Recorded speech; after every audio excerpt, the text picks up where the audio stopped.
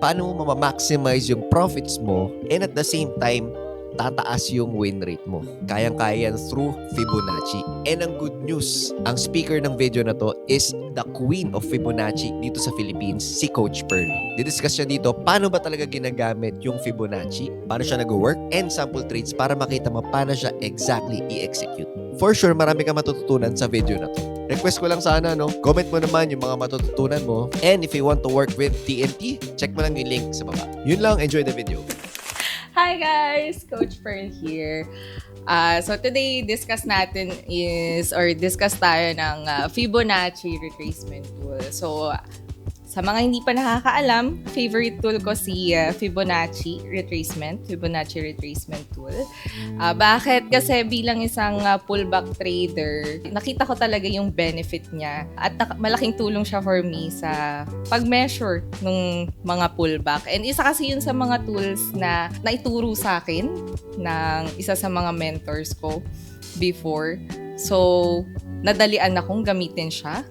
At saka, ang linis ng chart kapag Fibonacci retracement tool lang yung gamit ko. So, dahil doon, nag-stick na ako doon sa tool na yon. Hindi na rin ako masyadong nag-explore ng iba pang mga indicators. Luckily, umayon naman siya sa akin.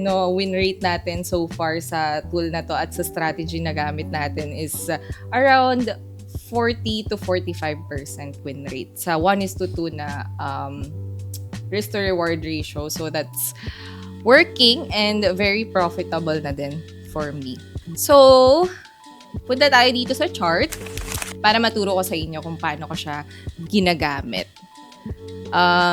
Dito tayo sa USD-JPY sa favorite natin na currency pair. 1 hour time frame. So, Fibonacci retracement tool, yun nga, bilang retracement tool siya. At pullback trader tayo, gamitin natin siya for pullback. So first, kung paano is, syempre identify muna natin yung trend. So dito sa USD-JPY 1 hour time frame, ito yung nakikita natin. Asan yung natin pang drawing? Ayan. So identify natin yung trend. So ito, gumagamit ako ng path na tool din. Makikita nyo yan sa toolbar nyo kung first time nyo makita siya or gamitin. Ayan. So, ang na-identify natin dito is we are on a downtrending move. So, we have here our initial high, low, lower high, lower low, lower high. So, ngayon, bumababa na kasi yung price. Pero sige, sample na lang natin na nandito pa yung price natin, no? Sample na lang. Para lang makita ninyo kung paano ko siya ginagamit. So, let's say wala pa tayong next lower high. So, ito pa yung lower high natin. At saka ito. So, downtrending move. So, na-identify ko na bearish yung movement ni USD-JPY ngayon. So, ngayon hinihintay ko or gusto kong malaman kung hanggang saan lang siya magpo-pullback. So, nandito kasi tayo ngayon sa pullback na phase, right? Itong part na to. So, ngayon, gagamit ako ilalabas ko na yung Fibonacci retracement tool. Nandito lang yun siya sa toolbar natin. 1, 2, 3, pangatlong tools. Tapos, click nyo lang to. And then, lalabas yung Fibonacci retracement na tool. So, pag pa-downtrend yung bias natin. So, I'm starting dito sa lower high. So, identify natin. Kailangan ma-identify yung swing points, guys. So, from swing high to swing low. So, nag-start ako sa high pag pa-bearish. So, para lang tayong nagdo-drawing ng, lagi yung sinasabi sa mga students ko, para lang kayong magdo-drawing ng arrow. Di ba? Pag nagdo-drawing ng arrow na pababa, nagsa-start tayo sa taas, pababa. Ganun lang din siya sa pagpataas. Nagsa-start tayo ng arrow natin sa baba, paakyat. So, ganun lang din dito sa pagdo-drawing ng Fibonacci. So, start tayo sa swing high, pababa sa swing low. And ako, sinasama ko yung mga wicks ng candlesticks kapag nagme-measure ako ng Fibonacci tool. So, ayan, ganyan yung tsura. So, marami nagsasabi overwhelming yung Fibonacci tool. Bakit? Kasi masyadong maraming kulay. Pero, pwede naman yun siyang i-edit. No? Para sa mga first time na makikita tong tool na to, pwede nyo siyang i-edit. Ayan, lalabas itong part na to. Punta lang kayo sa settings, and then pwede nyong i-remove yung background. Ayan, so parang hindi masyadong makulay. Tsaka i-remove nyo na rin yung iba. Ayan, itong mga may yung more than 1 na na decimal, parang ganyan. Ang itira nyo lang is itong 1, which is yung 100% up to 0%. So, ayan. So, lalabas yung Fibonacci levels natin. So, ako personally, ang gamit ko lang talaga dito is yung 50% to 61.8% ng Fib. Kaya, hindi rin ako na-overwhelm masyado dito na gamitin kasi nire-remove ko na yung iba. Ayan, tanggalin natin yung 23.6 at saka 38.2. Ang itira lang natin is itong 50 to 61.8, pati yung 78.6, parang last line of defense natin yan in terms of the pullback. So ngayon, meron akong idea, kahit hindi ako mag-plot ng support and resistance, meron akong idea na kapag pumasok na yung price in between the golden ratio, ayan na yung key level ko or area of alignment ko. So pag pumasok yung price dyan and nagpakita ng candlestick confirmation, goods na ako dun. Pasok na tayo sa trade. So ganun siya pag downtrend. Pag uptrend naman, tingnan natin, hanap tayo ng pwedeng example natin. So pwede dito sa part na to. Pag uptrend naman yung price, so syempre ganun lang ulit, mag-start tayo sa market direction, low, high, low, high, ayan.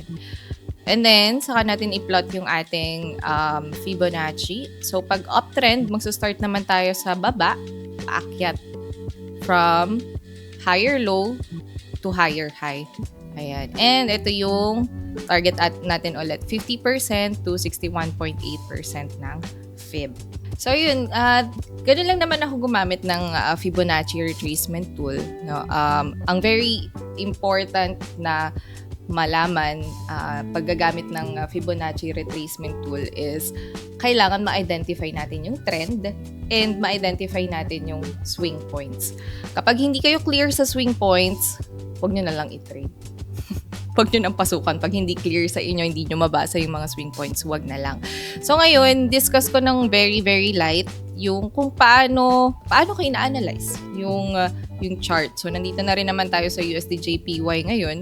Ako personally, nag-start ako sa daily time frame just to check kung ano yung overall na trend. So kagaya natin dito, ang trend natin kay USD/JPY ay bullish, very strong na bullish move tayo dito. Pero tayo sa pullback at the moment. Ito, nandito tayo sa pullback natin ngayon. So makakakita tayo ng short term na bearish price action. Bearish na price action dito sa 1 hour time frame. So, nandito na ako ulit sa 1 hour time frame. Tanggalin na natin itong drawing. So, ito ay resistance natin. Resistance natin sa daily. Okay, balik tayo sa natin dito. Sa trend. So, bearish na trend. So, pwede kong sabayan yung bearish na movement na to ng USD/JPY. Pero wait lang, akit muna tayo ulit sa daily time frame. I wanna identify kung paano, or kung hanggang saan siya posibleng mag-pullback. Kasi itong buong movement na to is wala pang, hindi ko siya masabing may solid na pullback dyan sa part na yan. So, kaya pwede akong maglagay dyan ng Fib. Dito ko rin ginagamit yung Fib. Higher time frame, na-identify ko kung hanggang saan posibleng mag-end yung pullback natin. So, pwedeng up to this level. So, maglagay tayo ng horizontal line dyan sa 50% natin ng Fib. Ayan. So, yun na yung markings ko. So, ngayon, since ang solid ng pagkababa ng ating USD/JPY sa 1 hour time frame, and ito pa yung target natin sa daily time frame na dito pa posibleng mag-bounce ulit pataas yung price. So, ang target ko is mag-sell up to this level. Ito yung 50% ng Fib natin sa daily time frame. So, ganyan. So, ngayon, meron tayong nakikitang resistance turn support at this level. So, pwedeng hanggang dyan yung price. Bababa pa ako ng 5-minute time frame to check kung may magandang opportunity to sell. Pero sa ngayon, wala pa ako nakikitang magandang opportunity to sell dito kay USDJPY. So, ang hintayin natin dito is mag-breakdown yung price below this level, this support. And then, saka tayo maghanap ng pwedeng i-trade.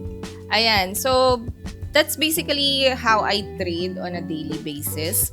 So, daily, 1 hour, 5 minute. 5 minute yung pinaka-entry ko. And ginagamit ko yung Fibonacci sa lahat ng time frames na yun. No?